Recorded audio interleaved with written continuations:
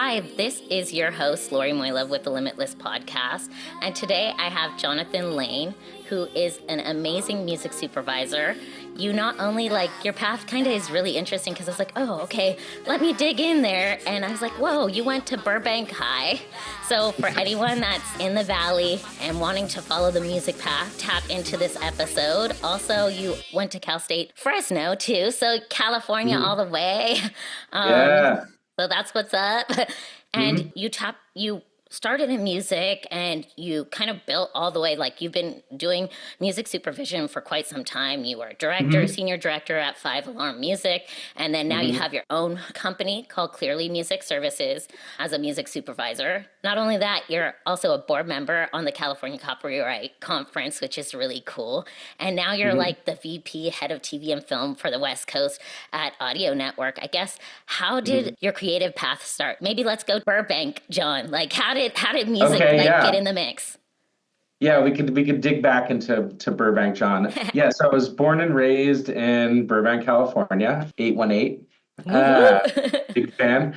Yeah, so I've always been a valley guy, valley dweller. And yeah, my dad is a professional musician. He's like a full-time musician for drums and percussion, studio musician, and also an educator. And he taught at a lot at Burbank High. He's taught at a bunch of different schools in the area. He taught at a music school or a school for the gifted called Merman, which is in LA. And so music's always been a really obviously big part of my life. It's it's his only real kind of full-time job has always been focused on music. And that's been a really central part of my life. My mom was a clarinet coach and clarinet teacher part-time, and so really musical household. And I was in band and marching band and in band projects throughout high school and middle school and everything. So music has always been a really central part of my life. So I've been kind of surrounded by it. When I went to Fresno State, I ended up getting I got a partial music scholarship to attend for drums and percussion. And that was really the only thing I really needed to agree to go to that school. Cause I was well, if they're going to give me some sort of free money, I guess I'll go. And so I ended up being in Fresno for 5 years. 2 of those years I was in the music program. And then apparently I hate free money. So I changed my major to English because I wanted to be a writer, And that was at the time, that was kind of more of my passion, I think, was writing.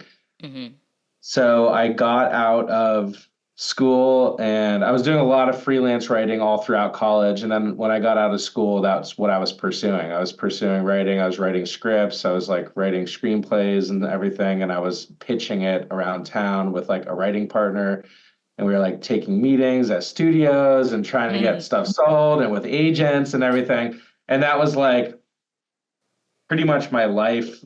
I was working at Warner Brothers studio at the time. I worked there for 4 or 5 years in the consumer products department, in kind of a support role to some creatives and stuff. But at the same time, I was also doing a music thing and I had a band and we were doing little tiny tour runs and playing local shows. And we started to get kind of a decent following and music started to sort of take over my life again. And I kind of stopped doing as much writing.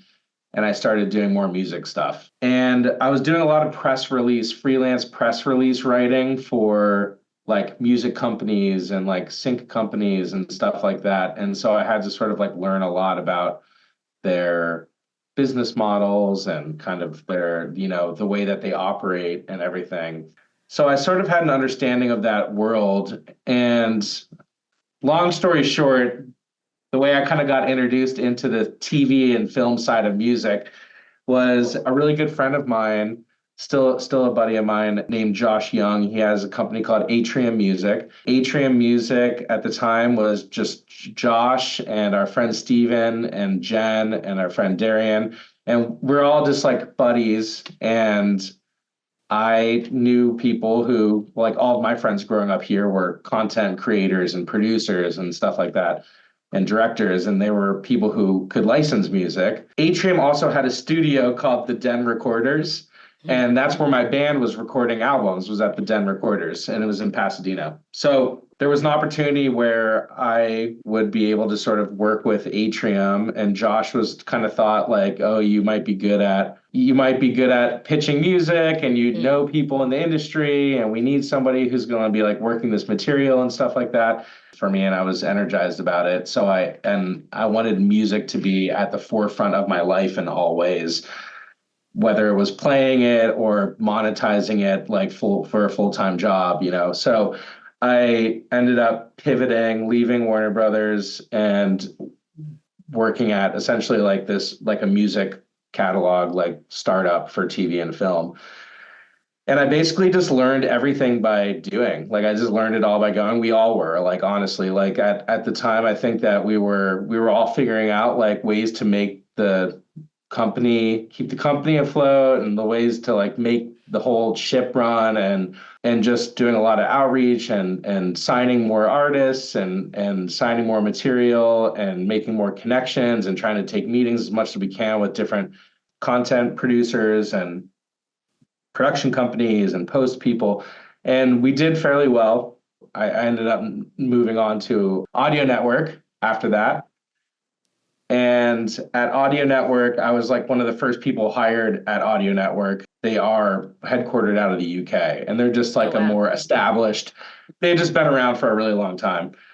And they're a music for TV and film company. And I was able to sort of take everything that I learned from Atrium and move over to Audio Network and just sort of like grow our presence in Los Angeles. And it was a lot of just kind of running around telling people about this like very British company and like Mm. what we're up to, you know, Yeah.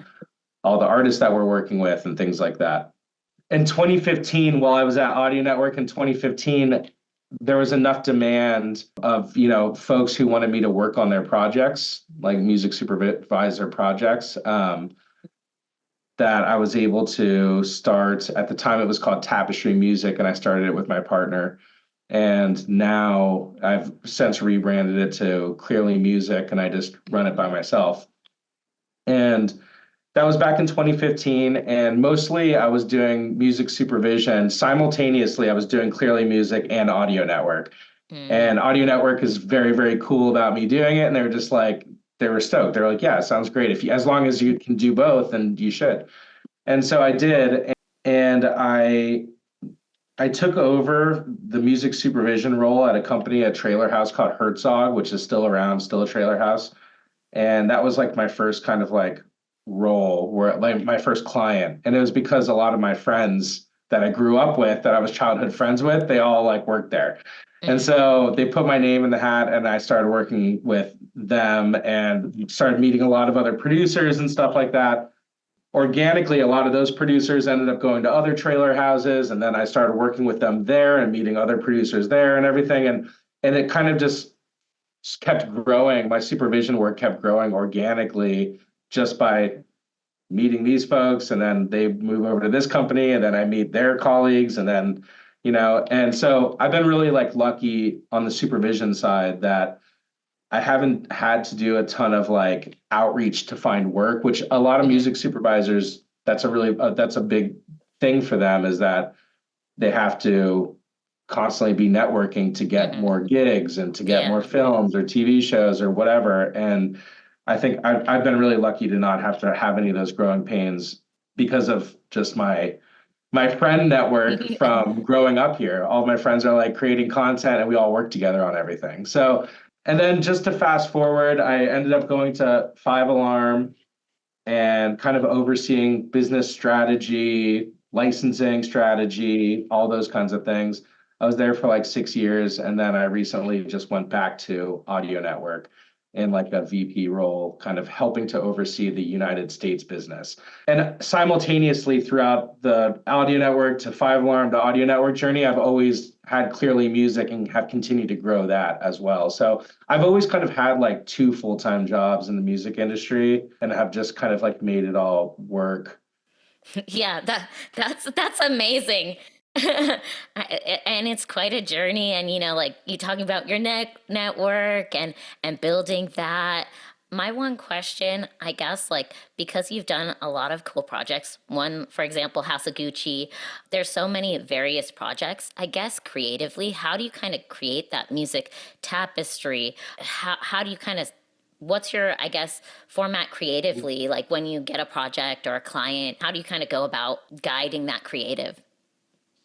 Yeah, I mean, it's like, it's really, I mean, one of the things I think about music supervision in general that a lot of folks, listeners might not realize, because it feels like we're in this really gatekeepy role where it's like we have ultimate say in what goes into the projects and all this stuff. And like we get to sit there and be like, from our ivory music tower and be like, I want to put in like whatever, this famous song into this thing, And it's very often just not the case, And Mm-hmm. I think that, as a music supervisor, will develop and oversee the budget of a project, anything that music touches, Mm-hmm. develop and oversee the budget of the music budget for a project.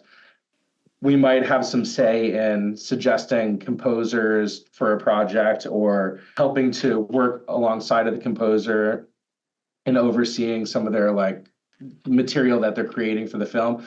Lots of times they're kind of independent doing their own thing. Mm-hmm. And then it's also going through the script or going through the project, determining music moments and sort of spotting them and figuring out, what might work there and what the music needs of the show might be, and kind of then slotting in options for those things. But there's also a lot of conversation with the production where they have an idea of the songs that they want for scenes and stuff like that too. And then it's about taking those ideas and helping to facilitate to deliver what the production thinks that they want. And that might be going out, getting clearance on them, seeing if it even fits within the budget. Often we end Mm-hmm. up having to pivot and find replacements for a lot of things. So it's really kind of a variety. It's a mixed bag, but all this to say, from a creative process perspective, it's like such a joint effort between the production and what my tastes are and what I think would be good for the project and what the production what ideas they already have that they're bringing to the table. And I think the way that I've always like looked at my job, I think that a lot of music supervisors probably fight for like a lot of agency over creative agency over their work. I look at my music supervision work and my career in this business strictly as I'm here to do what the production wants me to do. That's like what I do, which is sort of like not sexy and kind of boring sounding, but like my mentality has always been like, as long as I do what the production what tells me to do and what they want, and I deliver that, then I'm always going to probably have work. If I'm the person who is wants to fight for what I think should be in there or Mm-hmm. whatever, or take a stand against, for take a stand and say like, and put my own taste on everything, it might be like kind of rewarding and fun, Mm-hmm. but it's also challenging on the creative process. Mm-hmm. And so I really see myself like kind of very much as like as a facilitator to like bring the musical vision of the production into Mm-hmm. fruition.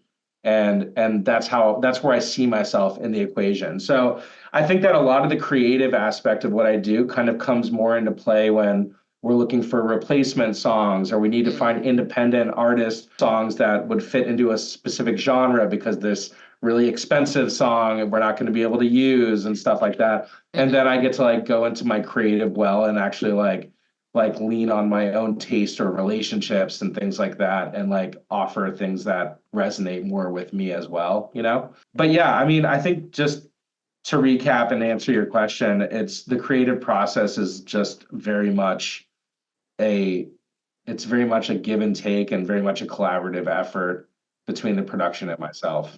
So true, because Mm. collaboration with production, it's such a behemoth, depending on the size of production. So it's like, Yeah, music's just one department out of all, like props, grip, all the things to help kind of make yeah. the magic come together. Hmm. One question I have for you, because you started your own business, I guess, are Uh-huh. there some creative tips you can give someone who's kind of starting their own business, like where to start? Kind of, like when you are getting your feet wet in the business side of things, like maybe you might have some insights or tips for some of our creatives that want to, maybe they have a budding idea or they want to start their own business. Yeah, I feel like I'm really energized by like the marketing of a business concept before I Mm, actually like launch things. So I feel like, and it seems so simple and kind of basic, but I love conceptualizing like the name of a company and what the logo looks like and what the color scheme is and like what we specialize in and mm, stuff like that and what the messaging is of our brand and everything. And I think that if people go to like my socials or anything like that. I'm not like some brand guru where all that stuff is consistent all throughout my my content or anything like that. mm, I'm not like that intentional, but I think that I'm like a firm believer in like really capitalizing on the energy and like and motion of the excitement of of an idea and like mm, and for me to get enthusiastic about something and build that momentum,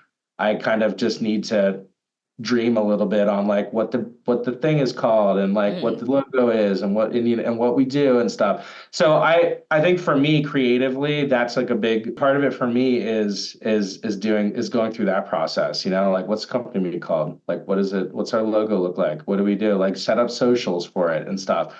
And then once we kind of have it, it's like I feel like then I'll start to no, I feel like it's there's more of a cohesive pitch or more of a cohesive messaging that I have with potential clients once I have more of a firm understanding of myself and a more of a firm understanding of what the business is doing, you know? So I Yeah. kind of like lead with marketing first almost, and which is sort of I feel like a little bit contrary to probably like a business course would say like, well, make sure you get your business plan and make sure you get, but I'm also very much bull in a china shop kind of person where I'm just very entrepreneurial and kind of want to just be let loose to just do my thing Yeah. and make mistakes and figure it out as I go. I like never with anything I've ever taken on, even if it's the job I have at Audio Network or the one I had at Five Alarm or Clearly Music or anywhere I've ever worked, I'm very much like just let me loose to do my thing. I promise I'm going to produce and it's going to be Yeah. successful, but like let me like make some mistakes, figure stuff out and like we'll make adjustments as we go. I don't have any of that analysis paralysis concept Mm, where you sit there and you feel like you have to keep ruminating and over and thinking everything through before you actually begin. I'm more of mm, a let's begin and finesse it as we go. Let's just start though mm. today. Let's start today, you know? So Yeah. that's kind of like that's sort of like my vibe, you know? Yeah, I love that because, like you said, analysis paralysis. It can be a challenge because when you're like spinning your wheels about it, then sometimes you don't even start because you're kind of just over analyzing and over analyzing. And sometimes, even though if you just start, you just and you keep falling, but you'll pick yourself up eventually, right? Right. Yeah, absolutely. So Yeah, yeah, it's like you'll figure it out. It all ends up kind of working out for the most part, unless you just completely royally screw something up. But I mean, it yeah, like nothing's ever going to be perfect. It's like I feel like it's just striving for progress, not perfection, you know? yeah. Um, I love so that, striving for progress instead of perfection. mm, That's what creatives and our limitless listeners are all about, right?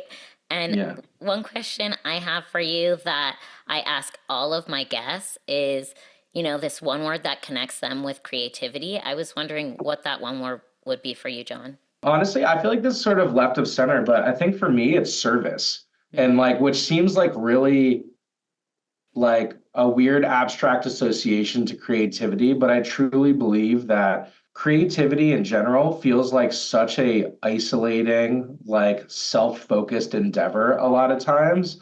mm-hmm, And I honestly believe that that when you divert your attention and focus from self and put it on something else or to be of service to someone else or to be of service to the craft that you're endeavoring to be working within, Hmm. that it opens you up in like a really significant way to be able to sort of like reach sort of to access more of your creativity. You know what I mean? I Yeah. think that we fill up a lot of, just as people, like we fill up so much of our own cup, especially in creative endeavors, because it's like we have such creative egos that when we pour that out and we're able to sort of be in service of other Mm. people, it like it empties the cup and allows us to be able to sort of fill it with creativity. You know what I mean? Yeah.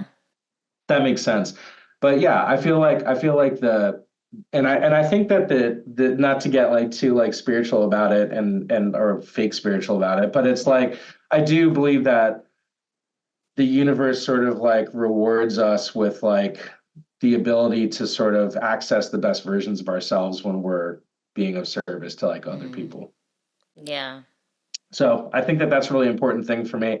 That's something that I feel like I owe a lot of like my success to, is like trying to just pull other people up or trying to help other people out and things like that. Hmm. And it kind of like allows me to access kind of a lot more of my creativity like along the way to be able to do that. Also, it gives you more Mm. perspective. The Yeah. more people that you meet and the more that you're able to like take kind of the focus off yourself, the more experiences that you have and the more, yeah, the more there's a lot more like depth and like complexity and kind of like expanding your network and all that. Totally. Service. I love that. I think you're our first guest that has said service, and What do it people usually say? there's all sorts of, persistence, Uh, there's so many words that, like, each person kind of, it's personal for them. And I think, like, yeah, it's so special for you to say service, because I do think, like, as creatives, you were saying like the ego, but yeah, yeah, we have our creative egos, but then it's like to be of service with our creative gifts is even more expanding. yeah, and and it's like so rewarding. So I totally agree with you. yeah. Another question I have is, what is there a piece of art or something that you kind of go back to, maybe it kind of recalibrates your creativity? What would that one piece of art or creativity, like you said, writing, it could be, something, a Hmm. poem, a book. What's that one piece? It would probably be like a piece of music of some sort. I'm trying to think of what that might be for me. I really like, there's certain albums that I definitely feel like are masterpieces, and I Mm, think that the album Asia by Steely Dan is mm. like, in my opinion, which is kind of polarizing because some people absolutely despise it, Steely Dan, but I think that that album is like a masterpiece front to back. I think creatively, it's like absolutely genius. Lyrically, it's genius. So I would say that that's sort of a work of art that I always kind of like come back to. Most of the things that I probably celebrate artistically are more in the music space than in like. I'm also kind of the guy where I'm like, see a piece of art hanging up that says it's $4,000, and I'm like, I could have done that. I'm like, that's like, that's nothing. I'm like, why is that even so expensive? It looks like trash. So I don't know. I think that I just have more of a music kind of like Mm, artistic. I'm more discerning about like music than I am with other forms of art, I believe, mm. which naturally makes sense because I just like grew up in Yeah. that kind of, I grew up in that. There's a bunch of other albums. I feel like it's now, and as I'm reflecting, I feel like it's a little random that I just dropped a Steely Dan album for Yeah. like for that like I'll big make sure question. I'll make sure our listeners, I'm gonna tag the album in there. So in the Yeah. comments section they can check out the album so they could, listen to Yeah. that. Where can some of our listeners, I guess, find you, follow you, whether that's IG, YouTube, or even your music licensing company? Yeah. The people can follow me on Instagram. I usually just direct everyone to Instagram, and my handle is at music clearly, MusicClearly, at music clearly. And that's for my company Instagram. That is my Clearly Music Mm, company Instagram. And I offer sort of like free mentorship through there. I don't charge anybody anything for it. It's one of my ways of being of service for people who are looking to either get into music supervision or are songwriters and are just looking to get feedback on their music or the craft or just to make some new connections and stuff like that. I make myself available weekly through this thing that I run called Office Hours. So I think a lot of folks probably go to find me on that Instagram. I also have a personal Instagram that's tagged if they go there, and they can like find me there too. But yeah, they can check me out there. Yeah, and I can vouch for the office hours. Yeah. I had a great time with the office hours. So any of our creatives that are in the music space, go tap into Jonathan's office hours because they are amazing. Thank you, everyone, and thanks, Jonathan, for sharing all these creative gems. I know a lot of our creatives will get a lot of insight on your path and also, being of service, right? Because that's where it's at. So thank you so much. I think so. Thank you so much for having me, Lori. Yeah, no problem.